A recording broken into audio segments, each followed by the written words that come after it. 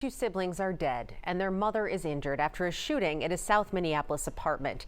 This happened just before 1 a.m. Tuesday on East 59th Street. Chief Brian O'Hara called it a heartbreaking tragedy that destroyed a family. Raya Katene has the latest.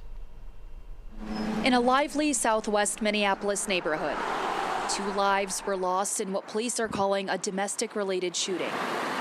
A brother and sister were killed and a mother was injured just after midnight Tuesday on East 59th Street in what the Minneapolis police chief says is a heartbreaking tragedy that has destroyed a family. It's incredibly heartbreaking. Stacy Burke is a community advocacy supervisor with 360 Communities, an organization dedicated to preventing violence and offering safety and stability to families and individuals.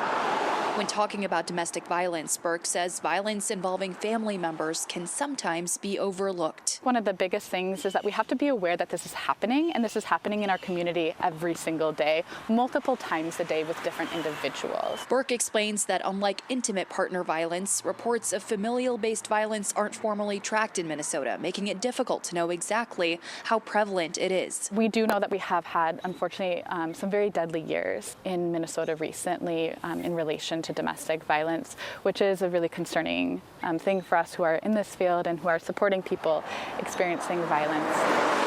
She says being there simply to support and listen to people experiencing violence goes a long way, and hopes that anyone who is experiencing it knows that help is out there. What I would want to maybe say to people who are experiencing familial violence is reaching out for support is not condemning the person that's abusing you.